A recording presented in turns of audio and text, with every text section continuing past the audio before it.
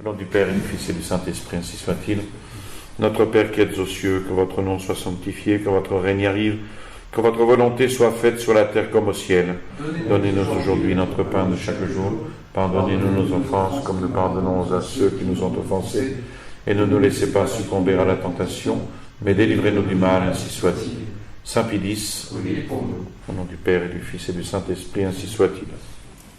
Au nom du Père et du Fils et du Saint-Esprit, ainsi soit-il. Mes bien chers frères, nous avons dans l'Évangile d'aujourd'hui le commencement du récit synthétique que fait saint Luc sur saint Jean-Baptiste.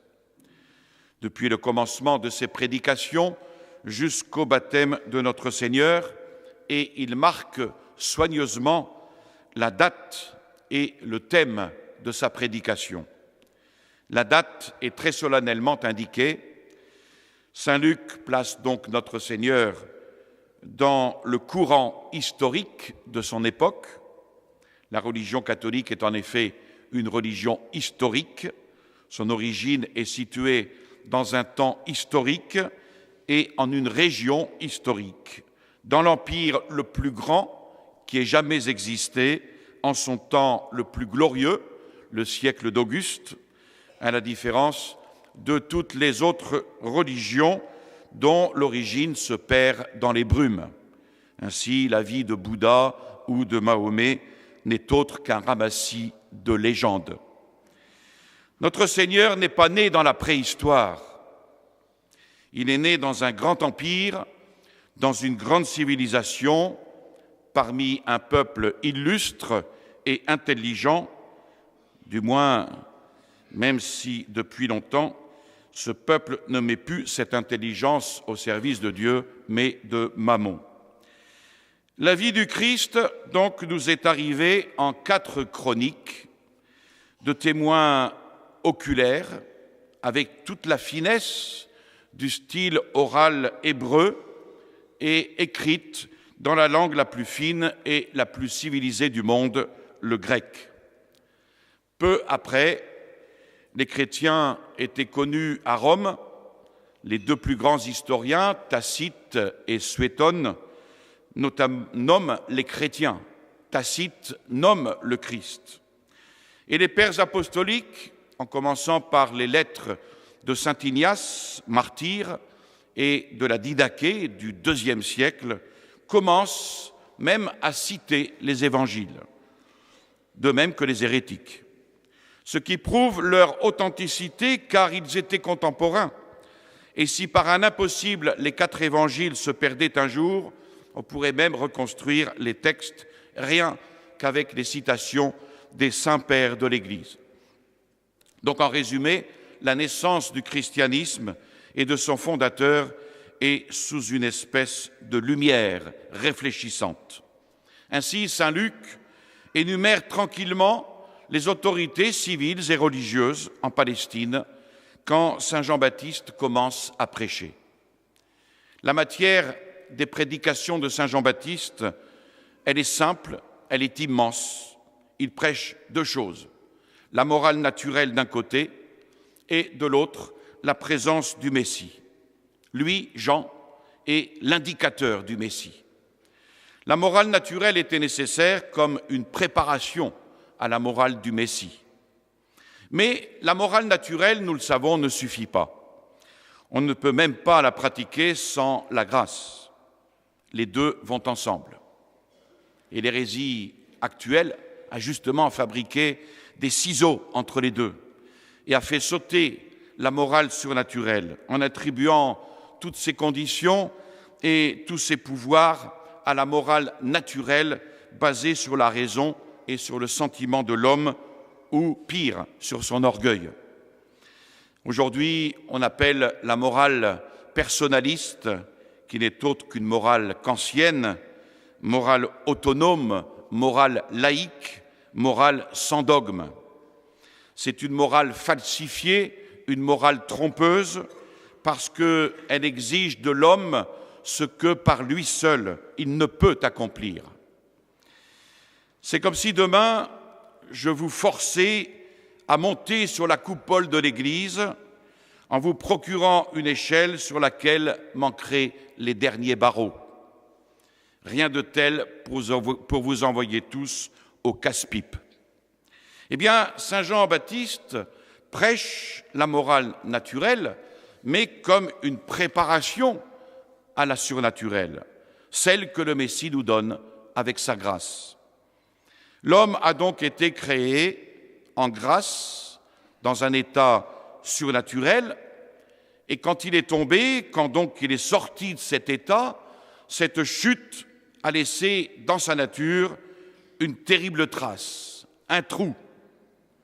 Comme il avait été créé par Dieu, l'homme est capable de se faire un Dieu, d'un poste public, d'une femme, d'une bourse de dollars, et surtout, il est capable de se faire un Dieu de lui-même, par l'orgueil.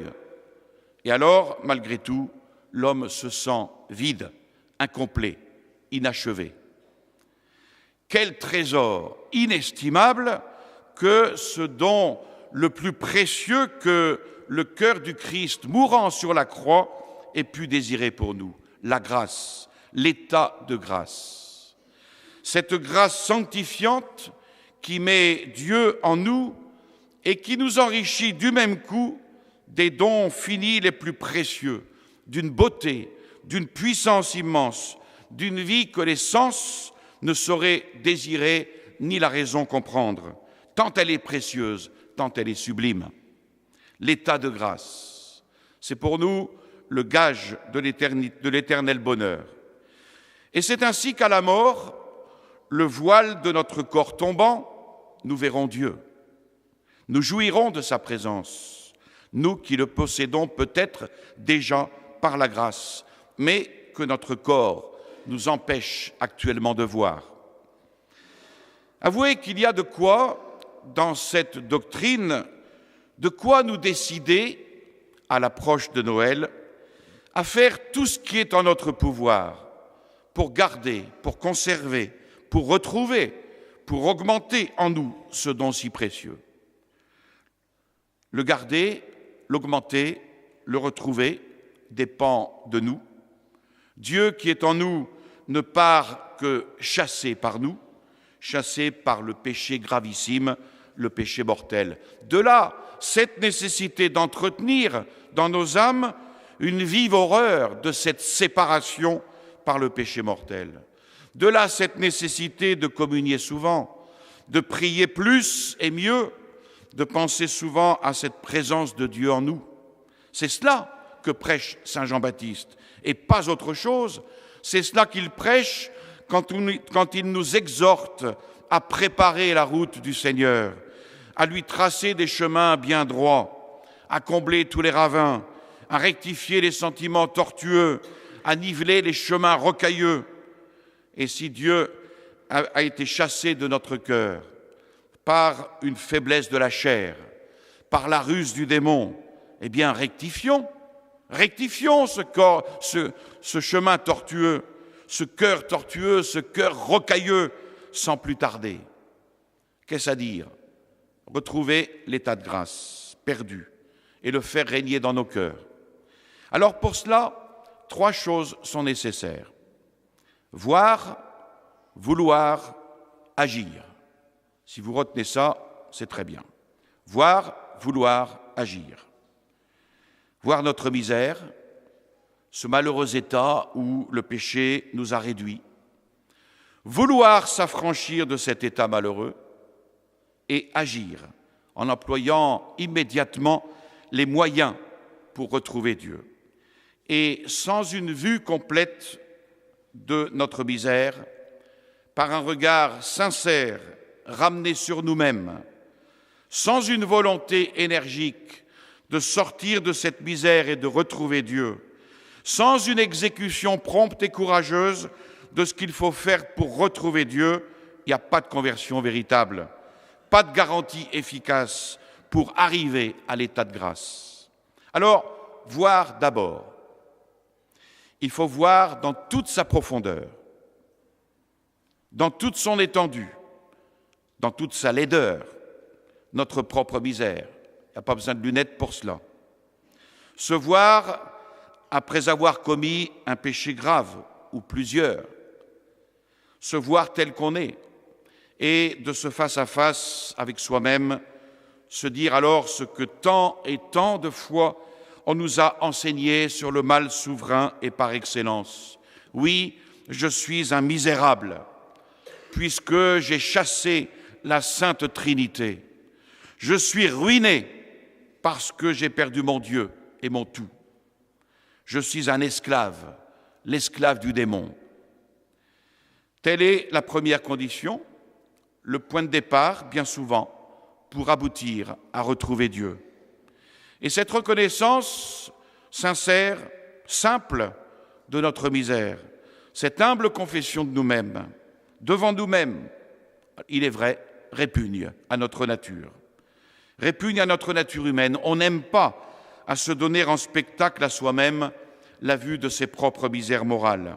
De là ce besoin étrange de sortir de soi, de tout voir, de tout contempler, excepté soi-même, de s'examiner, de là pour ne pas s'examiner, ces efforts faits pour ne pas entendre les reproches de la conscience, et même, afin de rester dans le péché, ces efforts pour nous raisonner et croire qu'après tout, ce péché commis n'était peut-être pas si grave. Oui, il nous répugne de voir le mal qui est en nous, mais il est capital pourtant de bien le voir pour en sortir, comme il est nécessaire à un malade pour guérir, de faire un bon diagnostic, de voir la réalité de son mal. Lisez l'histoire des grands prévaricateurs revenus à Dieu. C'est par là qu'ils ont tous commencé. À toutes ces heureuses réconciliations avec notre Seigneur, vous reconnaîtrez ce point de départ, un retour sur eux-mêmes, une vue, un aveu, une confession devant eux-mêmes de leur état si malheureux. Et s'il nous était arrivé de les imiter dans leurs égarements, eh bien, ayons le courage de les imiter dans leur réconciliation. Commençons par voir notre misère, par voir l'horreur du mal, qu'est le péché mortel, de ce mal qui sépare de Dieu et qui conduit à l'enfer éternel, fixé pour toujours à celui qui, surpris par la mort, se trouve dans cet état. Cette vue, cet aveu d'un tel malheur inspire sans aucun doute la volonté d'en sortir et de retrouver l'état de grâce. J'ai donc dit premièrement voir et maintenant vouloir. Après avoir vu sa misère, il faut vouloir en sortir. Ça, c'est le second acte qui prépare le recouvrement de Dieu. Second acte indispensable, nécessaire, parce que si la volonté a chassé notre Seigneur Jésus-Christ par le péché mortel commis, cette volonté même doit reconquérir ce divin trésor. C'est par la volonté que le pécheur s'est perdu, c'est par un acte de la volonté que le pécheur doit se sauver. Et Dieu, dit saint Augustin, Dieu qui vous a créé sans vous, ne vous sauvera pas sans vous. Ce Dieu que nous avons exilé de notre âme ne rentrera pas dans cette âme si nous ne le voulons pas. Et pour le mettre de nouveau en nous, il faut le vouloir. Mais j'entends déjà le pécheur me dire « Je voudrais bien retrouver Dieu, mais j'ai peur de lui, car j'ai gravement offensé. » Mais comment donc avoir peur d'un Dieu si bon? La bonté, c'est sa nature, disait saint Léon. Et notre Seigneur est venu sur terre pour être sous une forme humaine, sous la forme d'un nouveau-né. Il est venu sous la représentation la plus authentique de la nature divine. N'a-t-il pas dit de lui-même « Je suis le bon pasteur » ? Alors sans doute Dieu est juste, mais tout en étant juste, il y a au fond de sa nature la bonté. Et qui oserait opposer justice et miséricorde? Mais ne voir en lui que la justice, c'est le dénaturer, c'est l'anéantir. Il est juste, c'est vrai, surtout devant le mal. Mais à ses yeux et surtout devant sa bonté infinie, le repentir, c'est le retour à l'ordre. C'est donc un bien. Voilà pourquoi Dieu est infiniment bon pour le pécheur qui veut sortir de son état malheureux.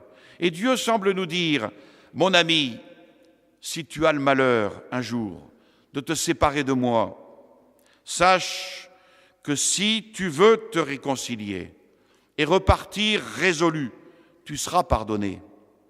Et pour t'aider à me retrouver, pense à mon amour qui n'a pas reculé à donner mon fils au monde, dans une crèche à Bethléem et sur la croix. Pense à mon fils qui a passé sa vie à pardonner et qui est mort en pardonnant.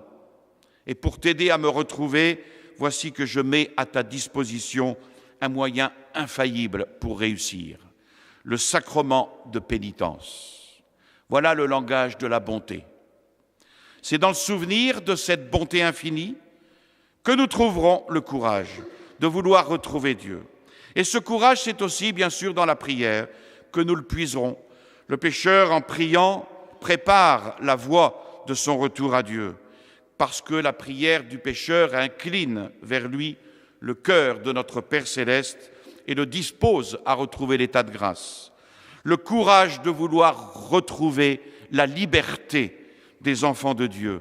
Ce courage, nous le puiserons enfin dans la pensée que non seulement nous serons pardonnés, mais aussi que nous serons remis en possession de tous les biens spirituels que nous avions avant de commettre le péché mortel. Ainsi donc, voir et s'avouer franchement sa misère, c'est vouloir ensuite résolument en sortir.